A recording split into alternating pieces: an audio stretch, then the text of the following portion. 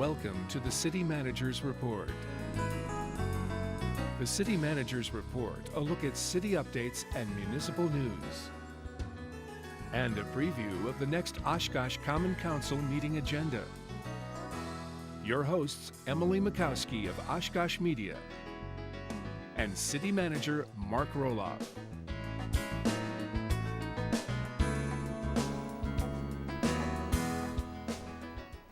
Hello everyone, and thank you for joining us on your City Manager's Report, your source for all of the great local news and updates for the City of Oshkosh. I'm your host, Emily Mikowski, joined as always by your City Manager, Mark Roloff. Welcome, Mark. Great to be here, Emily. So we're going to go ahead dive into the hot topics for the first half of today's show. We're going to take a little break, and then we're going to head back in and take a look at the review of the council meeting agenda for Tuesday, September 13th, 2016. And so, Mark, first item that we really want to talk about is kind of a little bit of an update and follow-up from an item on the last show, and that's the Sawyer Creek Neighborhood Association groundbreaking for the Carl Traeger Inclusive Playground. That took place on August 23rd, and it was a great little event. It was a wonderful event. The neighborhood turned out, a great turnout with the neighborhood. One of the partnerships, not just with the Neighborhood Association, but also with the Oshkosh Area School District. This was very important to the neighborhood to have this inclusive playground. So it's our second inclusive playground in the city, so we're certainly excited about it. It's on the school property, but that's exactly what the neighbors were looking for. And so this was the groundbreaking ceremony. A lot of thanking of all the different groups. Mayor Cummings was there to help present a check from the all the healthy neighborhood initiatives that are going on with the Community Foundation, another funding partner for this project. The other thing that was really neat, because whenever you have any of these events for our neighborhood associations, it's a very big deal for the neighborhood. And we're so happy because Sawyer Creek is our first neighborhood association west of Highway 41. Mm-hmm. But what was really cool was there were other neighborhood associations that came there and showed their support for their fellow neighborhood associations. And I think that interaction that we have, because our neighborhoods are different, but they recognize that they can help each other. And there were several neighborhood associations there just to say they were there to support them, which is just great. It's so cool. And, sometimes there's a little bit of competition between neighborhoods, so it's awesome to see that support for the other neighborhood associations. And like you said, this one being the only one west of Highway 41, that it kind of might motivate other neighborhood areas in that area for them to start their own association. It's all about getting to know your neighbors, finding how much you share in common. And one of the things you share in common is that you want to have a nice place to live, and it starts at home, but then past that it helps to know your neighbors and just be able to know each other, so that if there are issues that come up, you're there to solve those issues that come up. This is a wonderful association that is being created, and the neighborhood associations are now starting to talk to one another, and they're going to conferences together through the Greater Oshkosh Healthy Neighborhoods Initiative.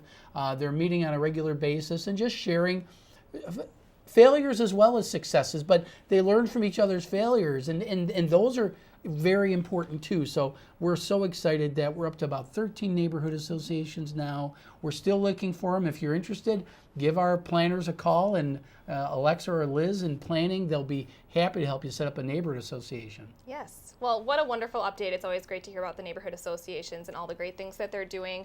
The next item is a little bit of an update as well for the budget workshop. Now, we had one take place on August 30th, about a week ago. Any major takeaways or any, big things that we can take from this? The theme of this workshop was taking a look back and then taking a look forward. So we had our auditors come in, present our financial review for 2015.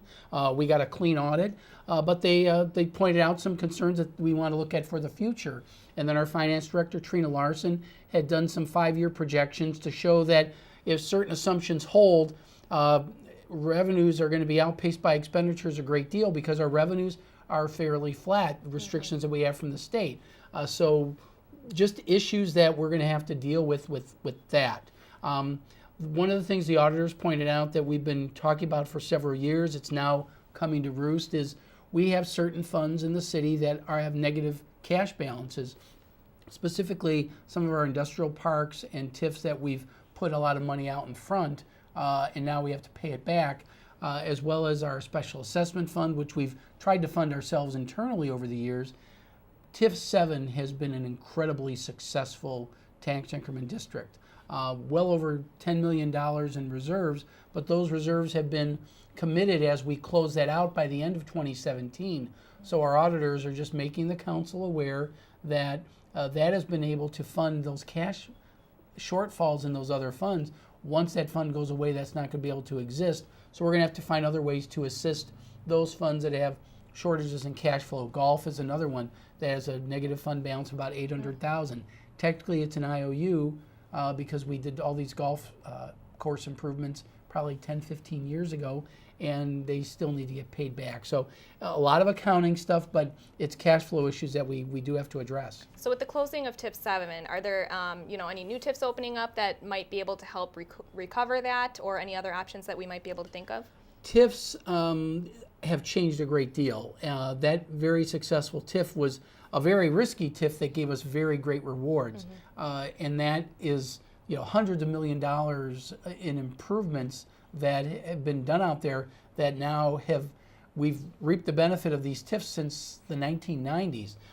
The TIFs now we do are much smaller, they're more targeted, they're lower risk, but they're also lower reward. So they're called pay-as-you-go TIFs, so you pay out only as much as you take in, so there's not a big cash reserve that's built up. But the risk is lower, so safer, yeah. It's a little safer. So no, we don't have those. So each fund we have to identify ways in which we can address those issues. For the special assessment fund, we're working on those things. We've improved our receivables and things like that. But some of the older expansions of our tax increment districts, we haven't had a great deal of industrial expansion since the 2008 recession. So that's kind of created that cash flow issue there. Okay. The other funds we got to address a little bit at a time. And so this conversation will be continued at the September 21st workshop at 5 o'clock. This topic itself is out there for the council to address. Okay. The September 21st workshop is going to be devoted to capital improvements. We're going to be talking about how our funding's going, how our debt management has been going, because we've been limiting our budget borrowing in recent years, and I think that's helped us a great deal. Some of that strategy for debt management has addressed some of our fund shortfalls, as you asked about. But it'll be September 21st at 5 p.m. That's our third of 6 budget workshops that you'll see, and I know we'll be talking about the other ones as they go on. Yes, here we go, budget time. It is budget time. So again, September 21st, 5 o'clock, you can watch that meeting live on Oshkosh Gov TV, listen to it on Oshkosh FM 101.9, or watch it on oshkoshmedia.org or our YouTube channel. So lots of options to stay informed. One thing that we definitely want to inform people about, Mark, is the Live Green event coming up this Saturday. It's a really cool big event over at the Leach Amphitheater. It's a wonderful event. Our planning office has been cooperating with our Sustainability Advisory Board and a bunch of other partners, Growing Oshkosh, Fox Wolf Watershed Alliance, For Imprint, a lot of local groups, many more that have been assisting with this. But you can visit with these businesses and learn about how to live a more sustainable lifestyle. You may have heard that we've been working with Fox Wolf Watershed Alliance to do rain barrels. That's going to be offered again. It costs $35, and that can give you a credit on your stormwater bill if you build a rain barrel. Maybe demystify it, show up and just see if it's something you want to check out. But there's a lot of cool things about recycling and so many other folks that are going to be there. A long list of vendors that you can talk with, ranging from the Habitat for Humanity Restore, the university, all different areas of sustainability, which is really cool. So come by and visit 12 to 4 at the Leach. My recommendation is go to the farmer's market, then swing over to the Leach. Make it a downtown Oshkosh day, and you'll have a great time with your family. Definitely. And you can find more information about that on our Facebook page. We posted the full flyer with all the information as far as registration for rain barrels go and some of the fun things that your kids can look forward to as well. Mark, one thing that we want to update people on that they might have noticed with our coverage here on Oshkosh Media is the council chambers have kind of been torn up a little bit. Yes, we haven't had a lot of live programming Not the a last lot of few live weeks. programming. We have covered the council budget workshops, but other than that, we've kind of been disconnected, so it's been a little bit of a challenge for us. But now we're going to be back in live in room 406, 404, 406.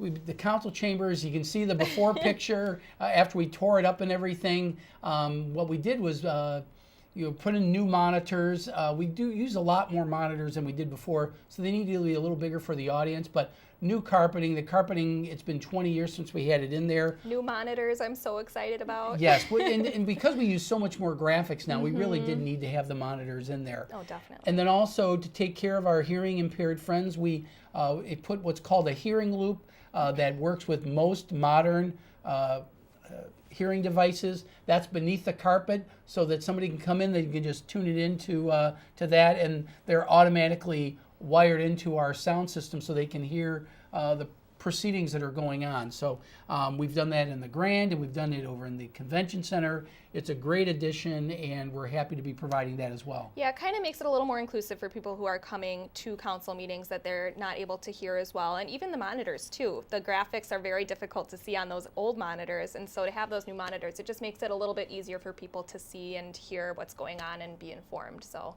I'm very excited about that. That's phase one, and we'll touch on phase two in the agenda today. But we're very excited, and we thank everybody for their patience during this time that we are lacking a little bit of coverage for some meetings.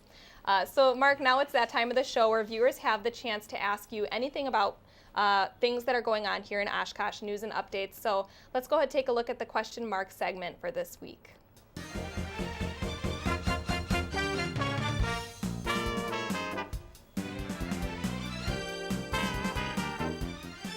So Mark, the question this week is a very popular item that people talk about is after the Buckstaff site is cleaned up, are there any plans for the site?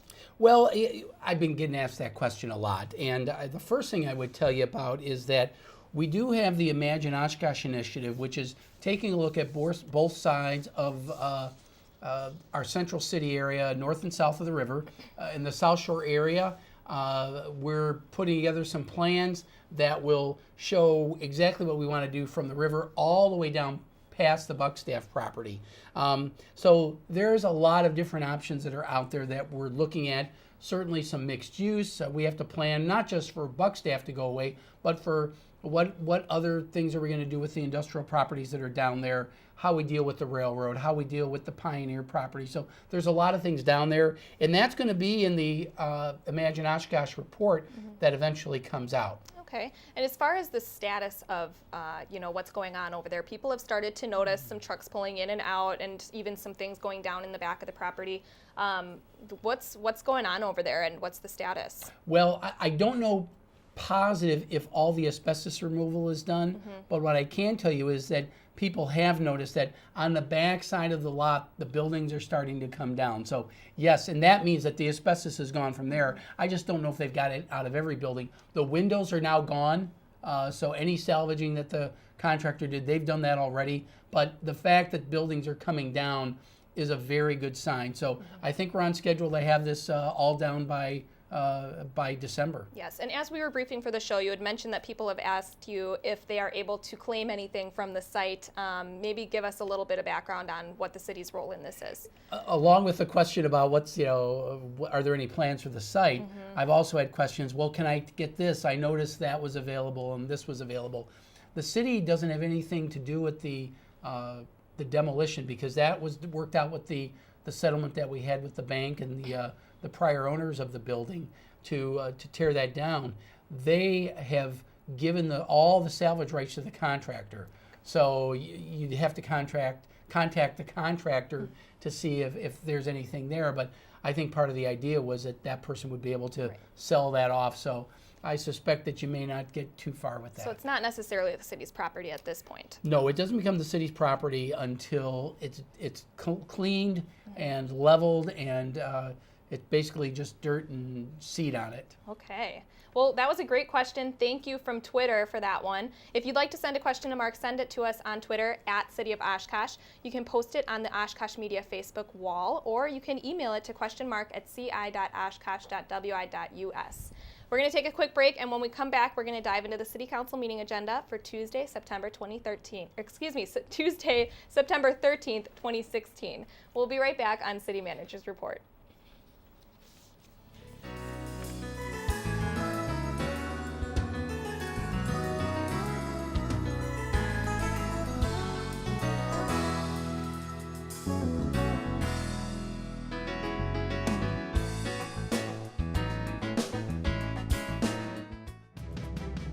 Oshkosh Media is government programming on GovTV, community programming on Life TV, community radio on Oshkosh FM 101.9 WOCT, online at oshkoshmedia.org, YouTube, and Facebook. Geniuses of Oshkosh. Who are they? From innovative engineers to nationally recognized artists, this unique exhibit introduces these inspirational individuals. Admire the incredible artistry of Helen Farnsworth Mears. Discover a local mechanic who built a submarine. And learn about a musician who was drawn to this live wire town. Geniuses of Oshkosh at the Oshkosh Public Museum until October 16th. Discover more at oshkoshmuseum.org.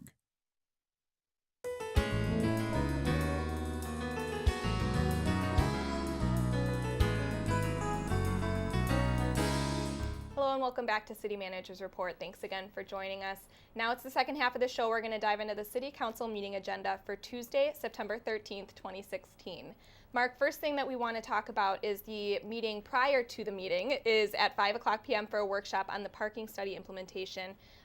What are some of the discussion topics in this conversation? This phase is really getting our consultants to make some recommendations on what we do with specific parking lots and the financial model, how that's going to work.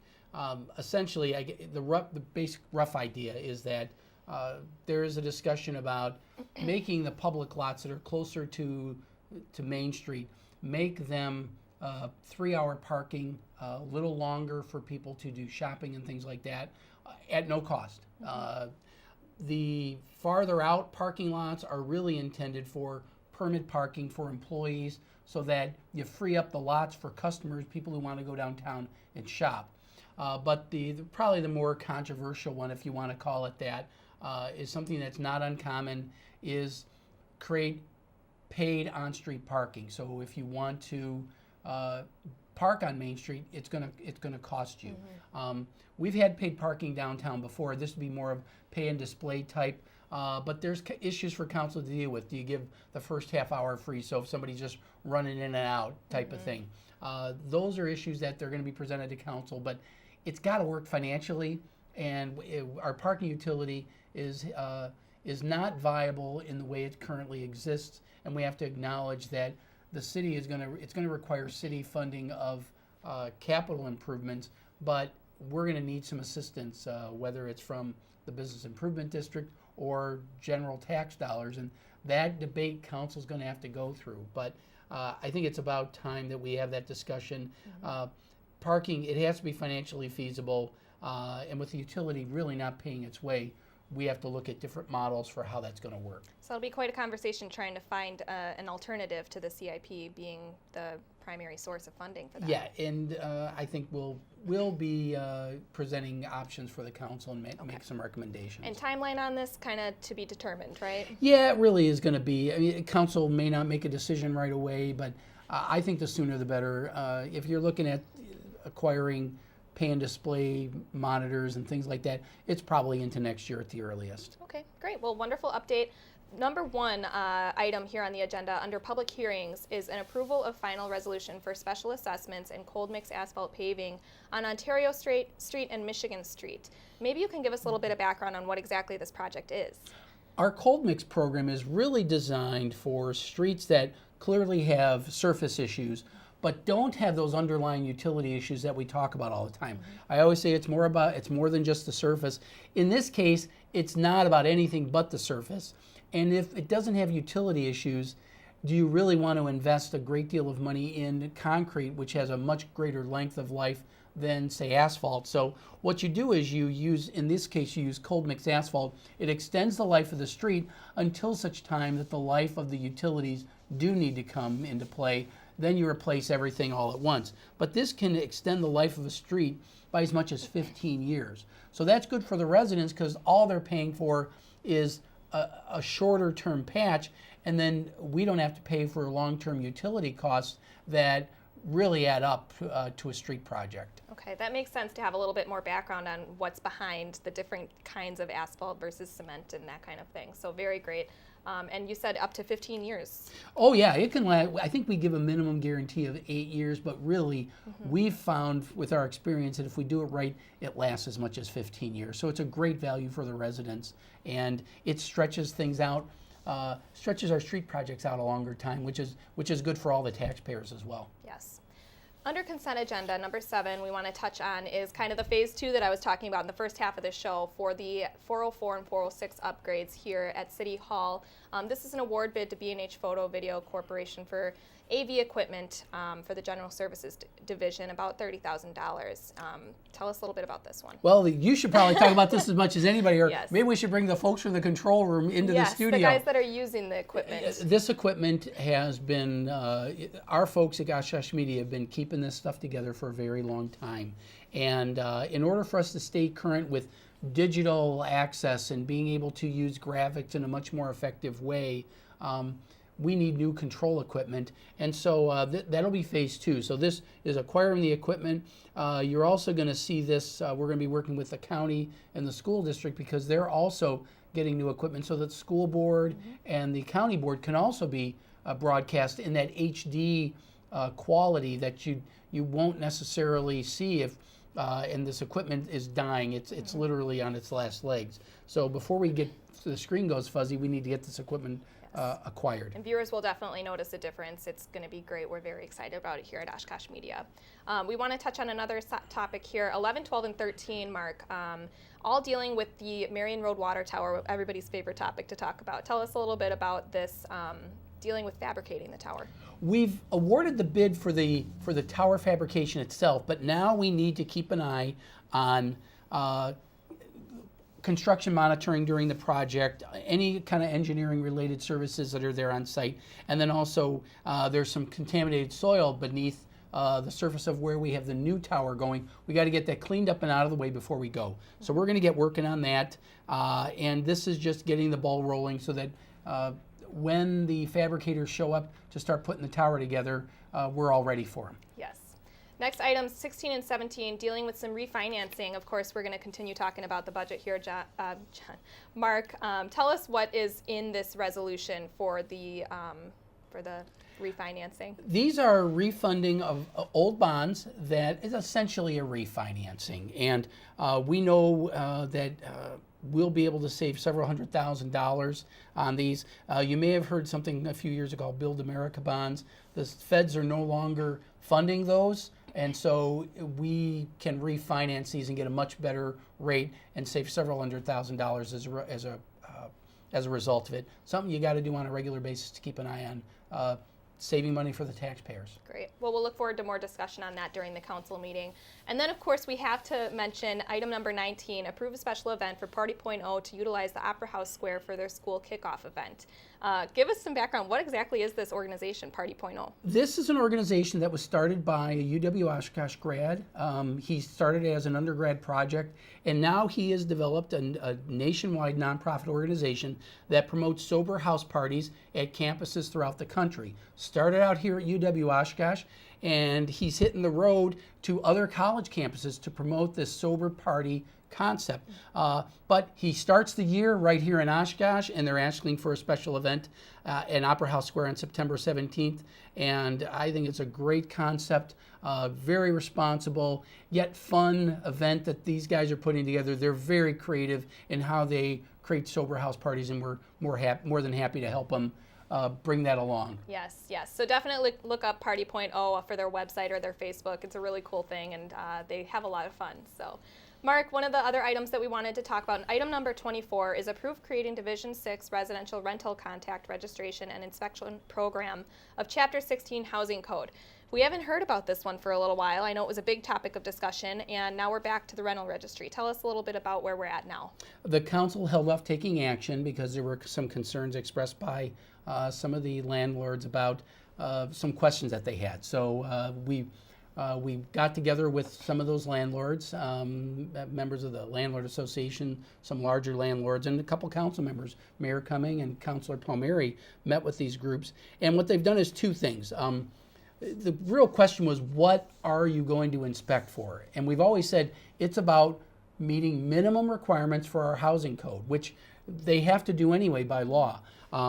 There's a checklist that we've developed in concert with those folks, and even though I think for the most part they respectfully disagree with the city on that, and we certainly respect their right to disagree with us, the checklist is there, and they were very cooperative in helping us with that checklist. And then also they wanted a better idea of, well, who are you doing and when are you doing it? So our staff developed a map, not unlike what we do for our sidewalk program, where we have a predictability of, we're going to be in your neighborhood this year. We've got a map of a 5-year rotation that shows these are the ones we'll be doing in 2017, 2018, and on down the line. And that gives them some predictability. They can manage their budgets to know that they'll be paying for inspections in those years, and I think that that's only fair to those folks to plan ahead. Definitely. And it gives them some predictability about what that program is going to entail, and fewer surprises. I think there were some concerns about, well, you're going to be looking for this or that. We're only looking for minimum housing codes, and it's all going to be laid out. It's on one sheet of paper, the checklist, so it's very easy to see and understand. And even though there are some folks who philosophically don't think that the city should be going into these residences, these are businesses, and we inspect commercial and industrial businesses. This is no different, and and we're doing what the law allows in accordance with new state statutes that restricted our ability to do some of those things, but we're in full compliance with the law, and while we respect their right to disagree with us, we think it's necessary to ensure health and safety in the city for residential rental housing. Which is wonderful. And I think it's really a step in the right direction, too, that you have the checklist and the map, kind of making sure that everyone's on the same page, working with each other a little bit, and, trying to do your best to get as close to agreement as you can. Yeah, and I know there's some folks that are concerned that there's going to be some gotcha moments. That's not what we're in for. We'll give you the checklist well in advance so that you can get these things corrected. So when we show up, if we just walk through and check everything off, I think we're going to be as happy as anybody. Definitely. Proposed start date? The start date, we are proposing to start January 1st to 17. We do need a couple months to ramp this up, and we think that that's appropriate. Wonderful. And then item after that is approving for the Rental Housing Advisory Board. That's more just for education and public info type of thing, right? Both sides agreed that regardless of what happens, that there needs to be a board, and it's going to be about education, public information, making sure that what we're doing, giving staff advice on how to better administer the program. So we're looking forward to having that group assist us in moving this forward in the future. Wonderful. Well, we'll look forward to some very good discussion on that during the council meeting. And then, of course, at the end of the meeting, you'll have a chance to lay out all of the upcoming meetings, a lot of them. Of course, we'd like to just remind everyone once more that September 21st is the next budget meeting. You can watch it on GovTV, Oshkosh FM 101.9, or oshkoshmedia.org. So it looks like that's going to do it for this episode of City Manager's Report. Mark, I'd like to thank you, as always, for joining us today. A lot of fun to do. Again, the City Council meeting is this Tuesday, September 13th at 6 p.m. You can watch it live on GovTV and on our website at oshkoshmedia.org, or you can listen to it on 101.9 Oshkosh FM, which is also online and on the TuneIn radio app for mobile devices. Make sure you like Oshkosh Media on Facebook or follow us on Twitter for all of your community and government programming and updates, or check out our YouTube channel for government meeting replays and past episodes of your favorite programs. And don't forget, if you have a question for City Manager Mark Roloff, you can send it to us on Twitter, Facebook, or email it to us, and he'll answer it on the next episode of CMR. So as always, thank you so much for joining us on City Manager's Report, and we'll see you next time.